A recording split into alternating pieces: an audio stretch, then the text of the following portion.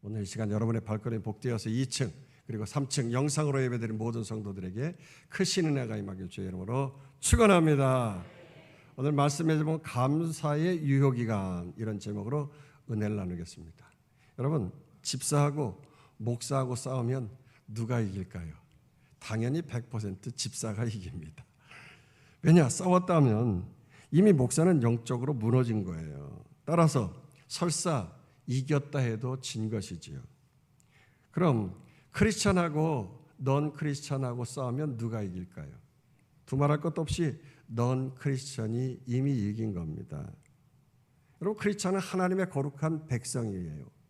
거룩이 뭡니까? 뭐 착한 일 많이 하고 복장이며 행동 거짐의 말씨가 뭐 슬로우 모션으로 말이죠. 또 거룩한 어떤 치장한 옷을 입고 점잖게 행동하는 거, 뭐 그런 걸 거룩이라고 합니까? 아니에요. 거룩은 구별되다, 다르다라고 하는 거죠. 우리 성도는 어두운 세상 가운데서 하나님이 거룩한 당신의 백성으로 구별되이 콜링했다는 거예요. 불러주셨다, 따로 불러낸 사람들이에요. 세상과는 본질적으로 다른 사람들인 줄로 믿습니다. 세상은 어떻습니까? 싸우자, 이기자, 뭐 쟁취하자고 외치는 게 당연한 세상이에요. 왜 안 그렇겠어요? 싸움에서 지면 다 빼앗기고 다 농락당하기 때문에 당연히 이겨야 된다고 생각하잖아요. 그러나 예수 그리스도의 거룩한 제자들은 아닌 것이에요. 저쪽에서 강하게 나온다고 해서 우리도 세상과 똑같은 모습으로 싸우겠다고 달려든다고 하면 무조건 지는 거예요. 아니, 지는 것뿐만 아니라 거룩한 하나님의 백성으로서의 구별된 삶을 살아가지 않는 것이지요. 이게 무슨 말입니까? 하나님의 백성이 아니라 세상 어두운 진노의 자식이 되어진다는 말이에요. 요즘 세상 사람들이요, 지금 왜 그렇게 진영 간에 서로 나뉘고 싸워집니까? 어느 때보다도 이 자신들의 주관적이고 개인적인 성취와 행복을 위해서 싸우지 않습니까?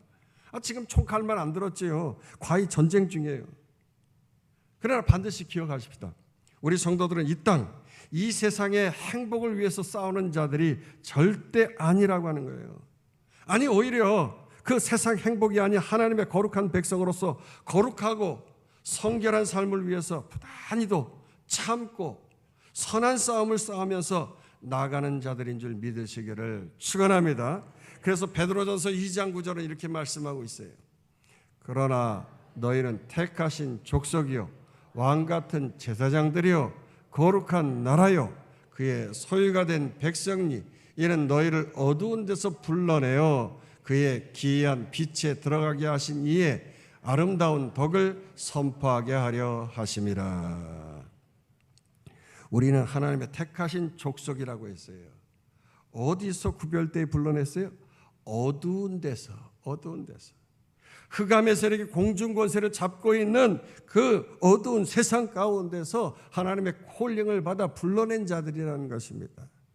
그리고 또 뭐라고 했어요? 왕 같은 제사장이라. 그 왕이 아주 그냥 그 황금 번쩍한 그러한 옷을 입고 말이죠, 있는 것처럼 제사장들도 그러한 왕처럼 당시에 그런 옷을 입고 말이죠. 왕 같은 제사장. 우리들도 제사장처럼 또 하나님과 또 이 세상 사람들 사이에서 중보자 역할을 하면서 아름다운 화평의 관계를 이루도록 부단히 희생해야 한다, 이런 말이죠. 그러기 위해서는 내 손에, 내 두 손에 피를 묻혀가면서 말이죠, 하나님 앞에서 제사를 드리는 아름다운 그 모습이 있어야 되는 거예요. 저들이 죄를 용서받기 위해서 그들의 죄를 알지 못하니까 우리 주님께서도 그들의 죄의 핏값을 대신 짊어지시고 그렇게 죽으신 것처럼 우리들도 하나님 앞에서 죽을 각오를 하면서 그들 앞에서 하나님, 저들의 죄도 용서해 주세요 하면서 지성소 안에 들어가서 하나님과 사람 사이의 화목을 위하여서 이루는 제사장, 죽을 각오를 위하여서 나아가는 제사장처럼 우리들도 왕 같은 제사장이라는 거예요. 무엇보다도 우리는 거룩한 나라라고 했어요. 우리 마음 가운데 하나님 나라가 이루어지지 않습니까? 하나님 나라는 여기 있다 저기 있다 할 것이 아니라 너희 마음 가운데 있다고 했어요. 하나님 나라가 우리 마음 가운데 그러면 어떻게 이루어집니까? 바실레이아, 하나님의 말씀이 우리 마음속에 있는데 말이죠. 그 말씀이 나의 삶을 주장하고 다스리고 통치할 때 바로 그 거룩한 하나님 나라가 우리 가운데 거룩한 나라로 이루어지게 되어지는 것이고 우리는 그의 거룩한 백성이 되어지는 것이죠. 사실 저도 이런 때에 마음 같아서는 말이죠. 이놈의 세상 아주 본때를 좀 보여주고 싶을 때가 있어요. 아니 한국 기독교 세력이 얼마나 파워풀한지 좀 똘똘 뭉쳐가지고서 힘 있는 걸 좀 보여주면서 나아가서 좀 싸우고 싶을 때도 있다고요. 그러나 내 안에 있는 말씀이 나를 어떻게 통치하고 다스립니까? 그런 악한 세상에서 지라고 했어요. 하나님 나라는 분노로 이루어지는 세상이 아니라는 것입니다. 우리 주님께서도 이미 오른뺨을 때리면 왼뺨을 갖다 대라고 했어요. 오리를 가자고 하면 십리를 가자고 했고 말이죠.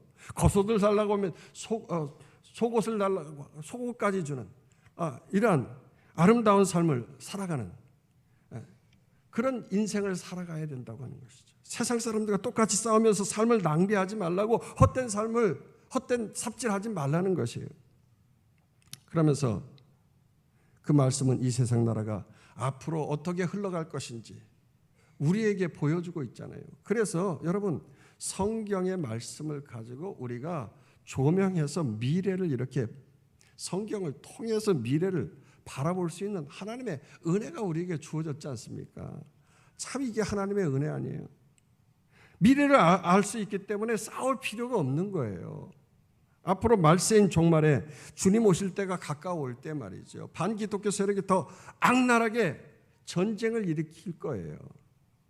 교회를 핍박하고 더 악하고 음란하게 흘러갈 것이기 때문에 그 말씀으로 이미 조명해 주셨기 때문에 이 신비한 하나님의 말씀이 그렇게 흘러간다는데 이 기막힌 말씀 앞에서 말이죠. 우리가 사실 그 말씀을 거스릴 수 있겠습니까? 아니잖아요. 오히려 그럼 우리는 어떻게 생각해야 할까요? 주님 오실 때가 가까웠구나 하면서 주님 맞을 생각에 가슴 벅차고 오히려 기뻐하면서 하루하루 더 거룩하게 세상과 구별돼 성결한 삶을 살아가기를 주의 이름으로 축원합니다. 말씀이 그렇다고 하니까 우리는 혈과 육으로는 안 되는 거예요. 하나님이 하셔야 이 땅 하나님 나라가 올바로 세워지고 정의가 물같이 공의가 강같이 흐르게 되어질 줄 믿으시기를 축원합니다. 혹자는 그럴 거예요. 뭐 참 양심도 없다고 말이죠. 정의를 위해서 싸우지 않고 이 땅의 평화를 날로 먹으라고 하느냐고 말이죠. 양심에 털이 났다고 말이에요. 그러나 여러분 또 기억해야 할 것이 있어요. 우리 성도들은 하나님의 거룩한 백성은 절대 내 양심을 따라 살아가는 자들이 아닌 거예요.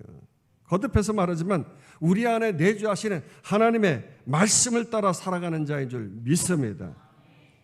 양심이라고 하는 것은 선량한 마음이죠. 그게 선량하든 악하든 사실 내 마음, 이것은 내 마음이에요. 내 마음은 내 마음이라고. 내 마음 따라 살아가면 우리는 안 되는 거예요. 양심 이건 어떤 면에서 세상이 말하는 뭐 그럴듯한 거죠. 가장 고상하고 도덕적인 사고방식의 유혹이라고 볼 수가 있어요. 그래서 양심 따라 내 마음 따라 살라고 그렇게 막 유혹하잖아요. 그러나 아닙니다. 우리의 마음속에 양심이 아닌 말씀을 따라 살아야 실수하지 아니하고 올바로 살아갈 수 있는 거예요. 양심 따라 살아가면 뭐 정말 좋을 것 같지만 선할 것 같아도 거룩한 하나님 나라를 온전히 누릴 수가 없습니다. 예를 들면 하나님 은혜로 구원받는다고 해가지고 양심이 있다고 하면은 나도 뭔가를 해야 하지 않겠어?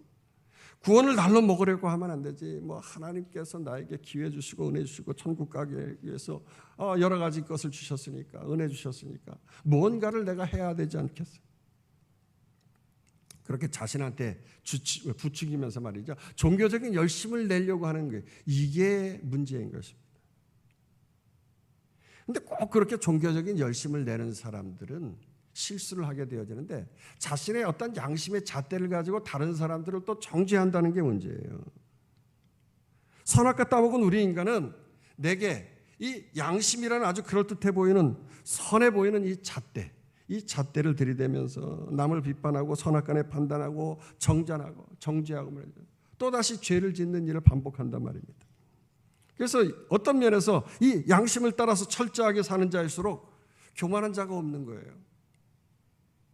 흔히들 교만하면 뭐 나 잘났다, 그걸 교만이라고 생각할 수도 있지만은요, 반대로 나는 너무 못났기 때문에, 나는 오히려 못났기 때문에 아무것도 못한다고 나에게 집중하는 거, 이것 또한 교만이라는 거지.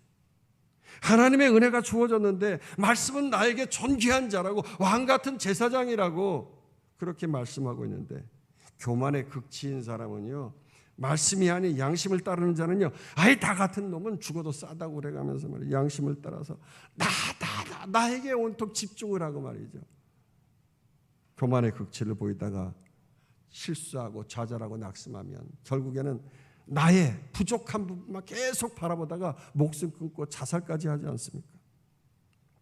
예수님이 다 용서하시고 십자가에서 양심도 없이 살아간 나의 죄값 다 치러주시고 나의 허물을 다 등 뒤로 던지시고 기억지도 아니하시고 눈과 같이 희에게 해주신다고 하셨는데, 내가 나 자신을 용서하지 않는다고, 그러면서 주님이 기억지도 않는다고 하는 그 죄를 곱씹고 씻고 씹어가면서 말이죠, 내 양심, 내 가슴판에다가, 그래서 그 가슴판, 내 가슴판에다가 이 신비라고, 신비연교회 뭐 이런 교회들이 있잖아요.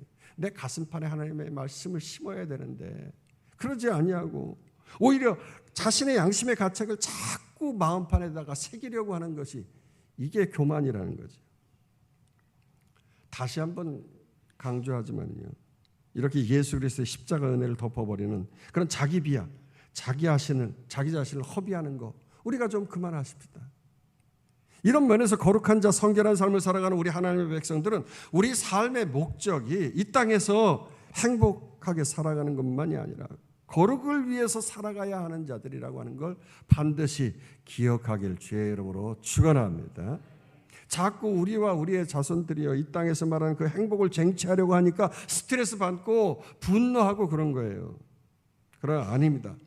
비록 이 땅의 행복이 아니더라도 내 안에 거룩한 하나님의 말씀을 따를 때 스데반처럼 하늘문이 열리면서 하나님 나라 천국을 누리고 세상과 나는 간 곳 없고 주님만 바라보게 되어질 줄로 믿습니다. 초대교회 성도들이 그렇지 않았습니까? 콜로세움에 끌려가서 사자밥이 되는 순간에도 그들은 오히려 하나님의 천국을 누리면서 기쁘게 웃으면서 순교할 수 있었어요. 그러나 어떻습니까? 의리번쩍하고 세상 행복을 다 거머쥔 것 같은 네로 황제는 어땠습니까? 그 예수 믿는 사람들이 웃으면서 순교하는 모습을 보고 오히려 머리가 돌고 반미치광에 돼서 지옥 같은 삶을 살다가 죽지 않았습니까? 제가 다시 한번 말씀드리지만 예수 그리스도의 십자가 은총으로 말미암아서 구원받아 새롭게 피조물 된 우리들은요, 그 주님으로부터 새로운 직분을 받게 된 것입니까? 받게 되어진 거예요. 무슨 직분입니까? 화목케 하는 직분인 거예요. 할렐루야. 화목케 하는 직분, 분열케 하는 직분이 아니라 화목케 하는 직분. 그래서 고린도후서 5장 18절은 이렇게 말씀하고 있어요. 모든 것이 하나님께로서 났으며 그가 그리스도로 말미암아 우리를 자기와 화목하게 하시고 또 우리에게 화목하게 하는 직분을 주셨으니. 그렇습니다. 우리 성도는 세상 가운데 파이터로 살아가는 것이 아니라 피스메이커로서 살면서 화목을 위한 실천적인 삶을 구체적으로 살아가는 이 선한 싸움을 살아가야 되는 거예요. 분열케 하는 싸움이 아닌 거죠. 부단히 싸우면서 하나님 앞에서 선한 싸움을 싸워야 되는 거예요. 그래서 오늘 말씀 레위기 3장에 이어서 또다시 나오는 말씀이 뭡니까? 화목케 하는 말씀을 다루는 거예요. 이 화목제라고 하는 것은 히브리 문자적으로 구원의 제사라고 하는 것입니다. 헬라어 70인역으로 볼 것 같으면 소테리온이라고 말하고 있어요. 우리가 예수 그리스도를 통해서 얻게 된 구원, 이것을 소테리아라고 합니다. 헬라어로 소테리아. 이 소테리아의 구원 안에는 하나님과 다시금 관계가 회복되어지고 하나 되어서 화평케 되어진다, 이런 뜻을 가지고 있습니다. 뿐만 아니라 이 소테리아의 구원의 선물 안에는 잃어버렸던 에덴을 회복하게 한다는 그러한 뜻이 있는 거죠. 따라서 화목제를 드리는 이유가 무엇입니까? 오늘 본문의 화목제를 드리는 이유는 하나님 앞에서 잃어버렸던 그 에덴을 회복하는 것에 대한 그 구원의 감사에서 드리는 그 풍요의식 때문에 하나님 앞에서 기쁨으로 드리는 한턱 크게 쏘는 그러한 제사를 드리게 되는 것이 화목제인 것이죠. 이 화목제에는 세 가지 종류의 기쁨 때문에 특별히 하나님 앞에서 드리게 되어지는 것인데, 첫째는 하나님과의 관계가 회복되어지면서 바로 이렇게 구원의 감사에서 드리는 감사가 있는 것이고요. 두 번째, 바라고 소원했던 바 기도의 제목이 이루어져서 개업을 원했고 또한 입학을 원했고 여러 가지 하나님 앞에서 취직을 원해서 기도했었는데 기도의 제목이 이루어졌고, 또 소원한 거, 하나님 이렇게 해주시면 내가 어떻게 하겠습니다 하고 소원을 했었는데 그 소원한 것이 성취되어져서 소원하는 제사, 소원해서 기뻐서 드리는 제사가 있는 거죠. 세 번째로 화목의 제사는 또 어떤 때 드리냐 하면 예전 성경에서는 낙헌제라고 했어요. 기쁠나게 헌신할 헌자, 하나님 앞에 헌신하고 드리는 거죠. 그럴 때 요즘으로 말하면 헌금을 그냥 한 몫을 딱 이렇게 드리는 거 있잖아요.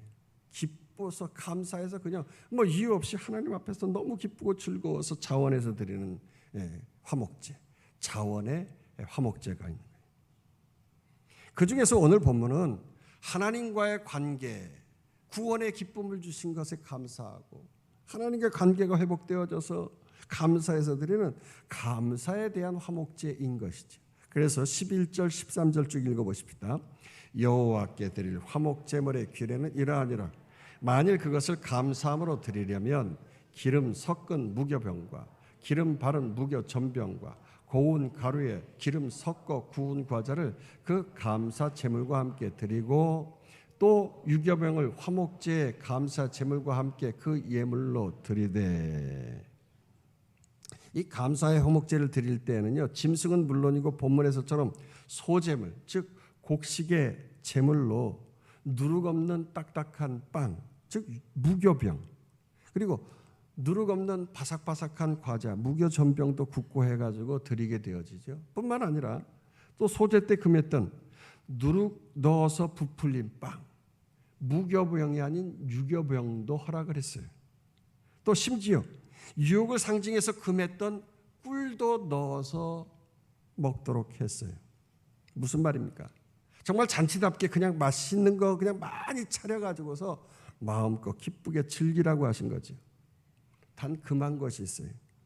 나누어 먹기에 부족한 이 비둘기, 이 비둘기 같이 조그만 거, 이거 가지고서 어떻게 말이죠? 전 교인이 먹고 주변의 모든 사람들 불러가지고 같이 나눠 먹을 수 있겠어요. 그래서 이런 것들은 제가 허락하지 않은 거죠. 그리고 제물은 먼저 하나씩 하나님 앞에 올려드리는 거예요. 이 히브 오퍼링을 해서 이 거제 들어 올리는 거죠. 만화 영화 같은 데 보면 라이언 킹 그런 거 있잖아요. 어린 사자, 이 사제가 말이죠. 이렇게 하늘로 치켜 올려서 이렇게 드리는 그걸 이제 거제라고 보는 것이죠. 자, 그 다음에 이 거제를 드린 다음에는 제사장의 몫으로 돌리고 그 나머지는 공동체 모두가 나누어 잔치를 벌리는 거예요. 자, 14절 계속해서 보십시다. 그 전체 예물 중에서 하나씩 여호와께 거제로 드리고 그것을 화목제에 피를 뿌린 제사장들에게로 돌릴지니라. 여기서 잠깐 지난번에 다뤘던 것이지만 우리 이 제사의 5가지 것이 있죠. 5대 제사. 번소화 쏙쏙, 번소화 쏙쏙, 변소 화장실에서 쏙쏙 벤다. 그래서 번제, 그 다음에 소제, 화목제. 오늘 다루게 되어지는 화목제가 사실은 중간에 있는 것이에요. 그런데 사실 제일 뒤로 지금 또 다루고 있어요. 그 이유가 뭐냐고 하면 번제, 이 번제는 하나님 앞에서 온전히 다 태워서 드리는 것이거든요. 그러니까 가죽만 빼고는 모든 것들을 다 태워드리는데 화목제는 아주 극과 극으로 하나님 앞에 제사를 드린 다음에 제사장도 먹고 제사를 드린 제주와 이웃 모든 가족 공동체와 함께 먹는 거예요. 이건 절대 먹을 수가 하나님만 드시는 것이고 하나님께만 드리는 것이고 이건 다 모두가 나눌 수 있는 거죠. 근데 요 세 개가 있잖아요. 중간에 세 개.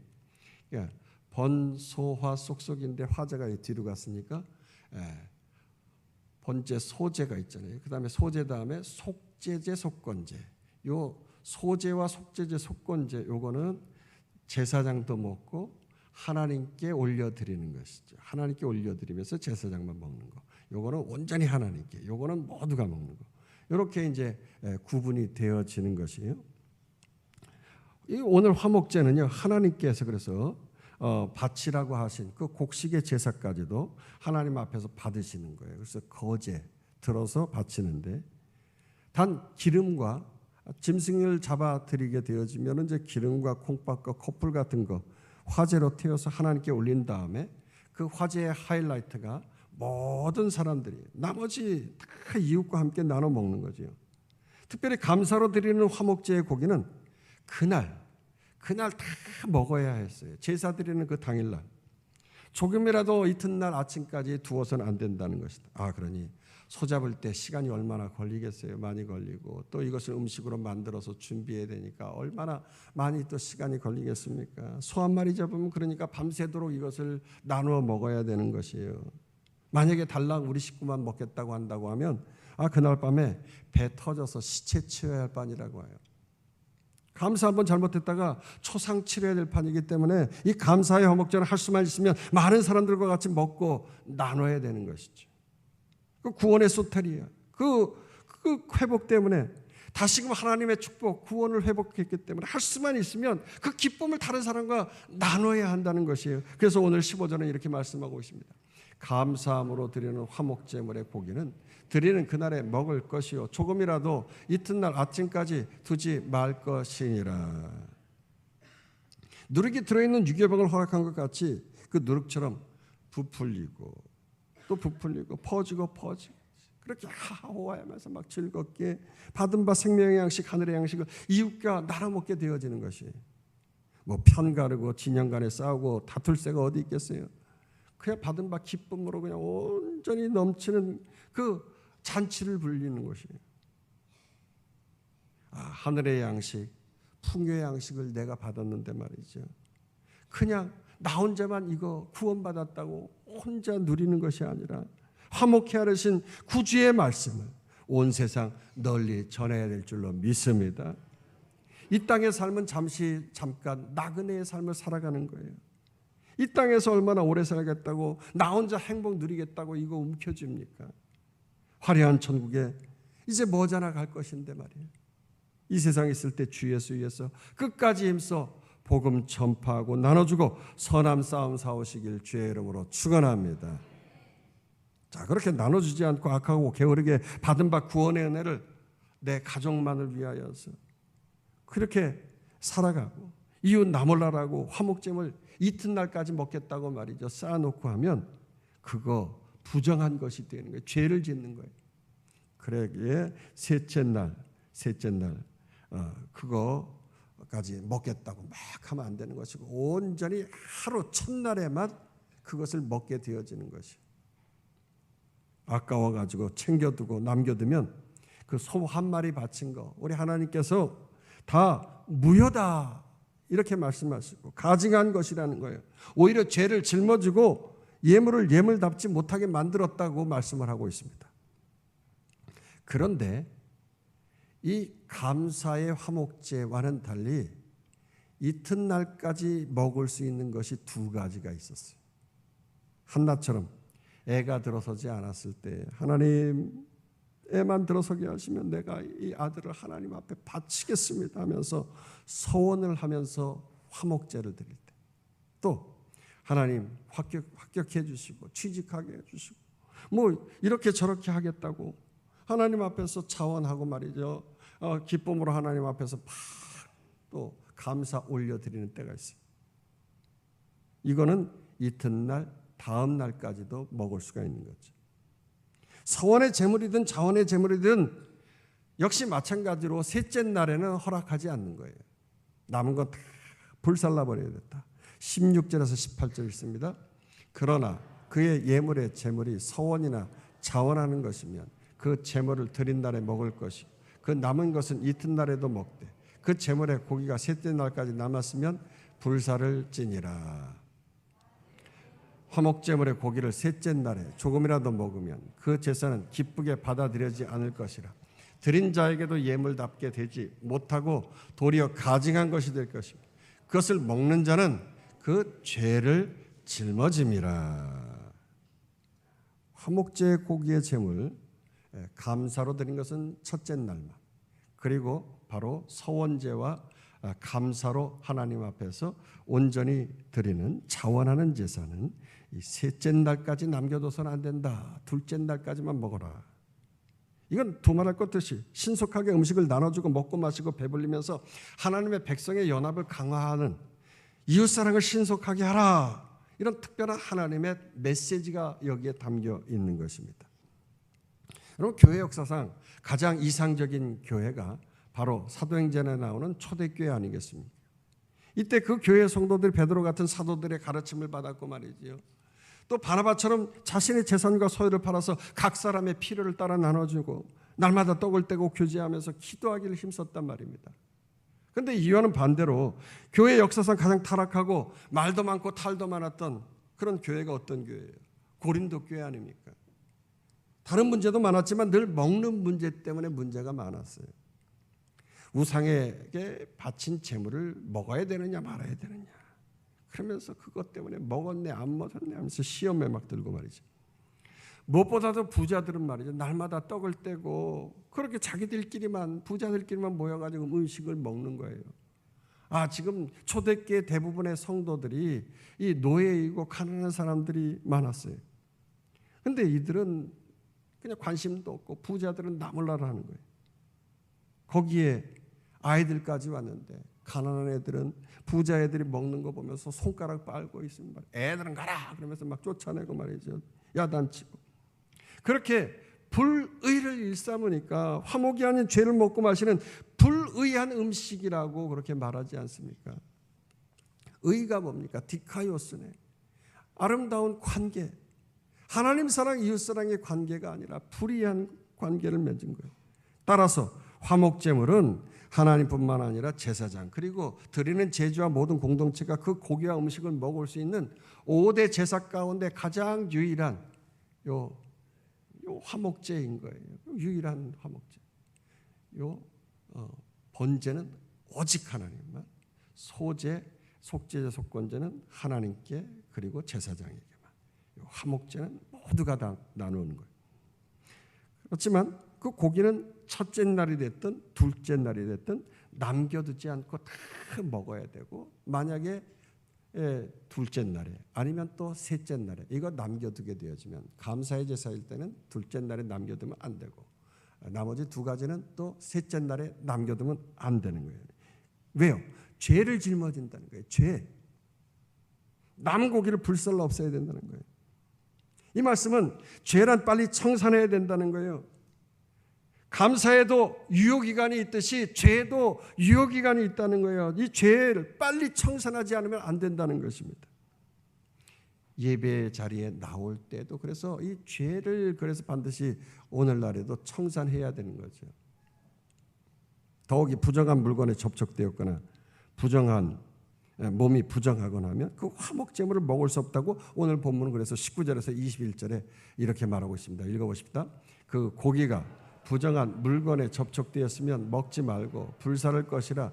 그 고기는 깨끗한 자만 먹을 것이니 만일 몸이 부정한 자가 여호와께 속한 화목제물의 고기를 먹으면 그 사람은 자기 백성 중에서 끊어질 것이요, 만일 누구든지 부정한 것 곧 사람의 부정이나 부정한 짐승이나 부정하고 가증한 물건을 만지고 여호와께 속한 화목제물의 고기를 먹으면 그 사람도 자기 백성 중에서 끊어지리라. 이렇게 부정한 자는 화목 제사의 자리, 예배의 자리에 참여할 수 없다는 것인데, 오직 하나님 앞에서 19절 말씀처럼 깨끗한 자가 그 고기를 먹을 수 있다고 했어요. 그러니까 거룩한 자, 정결한 자, 성결한 자만이 이 제물을 먹을 수 있다는 것입니다. 당시 부정 환자는 무엇입니까? 나병 환자, 유출병 환자, 피부병 환자 등등 다른 사람들에게 전염병을 옮길 수 있는 그런 사람들을 부정하다고 했어요.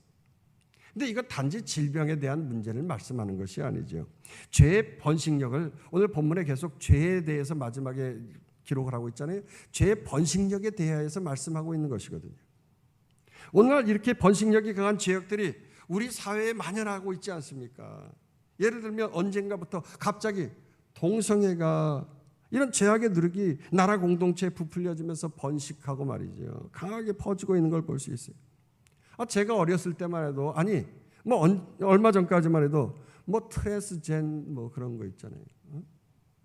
커밍아웃 이런 거. 이런 말 들어본 적도 없었는데 요즘에는 그냥 흔해요. 순간 우리나라도 이런 사람들을 오히려 약자라고 해서 보호한다고 하면서 법적으로 이거 보호하자고 의결해야 된다고 그러고 있어요. 점점 공동체를 막 무너뜨리는 거예요. 만약에 국회에서 이런 약자 보호법이 통과되면 어떻게 될까요? 교회나 학교에서 선생님이 나는 어른보다 아이가 좋다고 소아 성애자라고 그렇게 하면서 자신 있게 말하면서 애들을 가르친다고요. 우리 애들 그거 어떻게 되겠어요? 나는 이성보다 동성이 끌린다고 동성애 허락했다고 하는데 그래가면서 하면 이거 어떻게 되겠느냐고요. 이런 사회적 약자 보호법을 가장 처음 만들어서 시행했던 그 미국의 샌프란시스코라고 하는 곳, 제가 그곳에서 목회를 했었는데 말이죠. 미국의 히피 도시고요. 아름다운 낭만의 항구 도시예요. 정말 아름다워요. 미국에서 가장 먼저 동성들끼리 합법화한 결혼을 허락했잖아요. 그래서 길거리에 말이죠. 흔하게 남자들끼리 여자들끼리 서로 손잡고, 우리나라는 이렇게 서로 여자들끼리 팔짝 끼고 다니는 게 그 동성 때문에 그런 거 아니죠. 그냥 서로 가까워서 그런 거지만 외국 사람들은 이게 흔해요. 마약을 합법화해가지고 허락을 하고요. 최근에는 $950 미만을 훔치면은 도둑질이 아니라고 잡혀가지 않는 거예요. 이걸 합법화했어요. 이렇게 약자를 보호한다는 미명 아래서 부정하고 가증한 물건을 만지게 하고 접촉하게 했더니 어떤 일이 생긴 줄 아십니까? 지금 샌프란시스코가 동성애의 최대 도시가 돼가지고 시청에 미국 국기와 그냥 이 동성애 깃발이 휘날린다고 해요. 동성애 깃발이 뭔 줄 아세요? 빨주노초 파남보 무지개로 만든 깃발이에요. 개인들도 집에다가 이 무지개 깃발 걸어놓고 나 동성애 하니까 와라. 나하고 함께 즐기자 이러는 거예요. 수시로 동성애 퍼레이드 벌리고 말이죠. 심지어 도시에서 마약을 먹고 좀비처럼, 요즘에 좀비 마약이라고 하는데 옛날에는 혼자서 그냥 쓰러져가지고 취해가지고 정신없고 헬렐레하고 그러는 거 있지만 이 좀비 마약은 길거리 가다가 이거 먹으면 이거 멈춰서 있대 1시간이면 이러고 있다는 거예요. 그러다 보니까 어떤 단체에서는 마약을 맞으려면 이제 주사로 맞잖아요. 근데 계속 주사기 아까우니까 소독도 안 하고 계속 혼자 이거 가지고서 이제 맞다 보면 너 병 걸리니까 아예 우리한테 와서 맞으라고 천막 쳐놓고 약자 보호한다는 법 미명 아래 그냥 아예 대놓고 마약 주사를, 좀비 주사를 그냥 놔주는 거예요. 길거리에 그냥 널려 있어서 아이들이 학교를 못 간다는 거예요. 무서워가지고. 명품샵이나 쇼핑몰 상점에서는요, 아예 30-40명의 떼강도들이 들어가지고서 활개를 치고, 백화점 대형 매장이 그냥 완전히 다 싹쓸이를 해가고, 명품들 다 훔쳐가고, 개인 상점들 그냥 깨고 가져가도 어떻게 할 수가 없는 거예요. 카메라로 찍고 말이죠. 그냥 보험 들었던 거 타서 먹고. 길에 차를 세워놓잖아요. 차 안에 뭐가 들어있으면 유리 깨고 그냥 차 안에 가지고 가도 경찰이 옆에 있어도 관여를 안 하는 거예요. 심지어 가지고 유명한 차, 좋은 비싼 차들 타이어, 바퀴, 휠, 그냥 알루미늄 된 거, 특별한 휠들 이런 게, 그 고가의 휠이거든요. 차 그냥 밑에다가 벽돌로 쌓아서 올려놓고 바퀴 다 띄어서 다 팔아요. 그러니 말이죠. 이거 경찰이 봐도 손을 못 대는 거예요. 방치 상태가 되어졌어요. 그래서 아름다운 그 항구 도시 안에 살던 사람들이 점점 탈출하는 거예요. 외곽으로 빠져나오니까 도시의 기능이 마비되는 거예요. 완전히 다 그냥 아예 셧다운이, 쇼핑몰이며 식당이며 뭐 상점이 다 문을 닫을 수밖에 없는 게 연줄로 다 그냥 뭐 파업을 하게 되면, 파업이 아니라 막 문을 닫아서 공동화 현상이 벌어져요. 이런 죄의 번식력을 제거하지 않으면 공동체가 완전히 무너지고 화목을 이룰 수가 없다니까요. 화목제물은 일단 하나님께 먼저 화제로 드려지고 거제로 드려지는 거룩한 제물이란 말입니다. 그런데 누가 봐도 부정한 일을 일삼고 여전히 부정한 물건에 손을 대고 말이죠, 하나님과 사람 보기에 회개치 않고 가증된 세상에 죄악된 것을 끊지 아니하고 그걸 먹겠다고요? 돌아서지 못한다고 하면 가정 공동체, 교회 공동체, 나라 공동체가 망가지는 거예요. 화목해 하라신 하나님의 말씀을 따르기보다 죄를 따르게 되어지면 이 죄가 퍼뜨려지면서 이 나라까지 망하는 거예요. 거룩한 화목제물을 먹어야 되는데 말입니다. 성도 여러분, 이 감사의 화목제 유효기간이 분명히 있는 거예요. 이 화목제의 유효기간, 화목제물은 음식을, 감사는요 하루 안에 먹어야 되고, 신속하게 하나님과의 관계를 지속하고 건강한 태도로 그 재물을 대해야 되는 것입니다.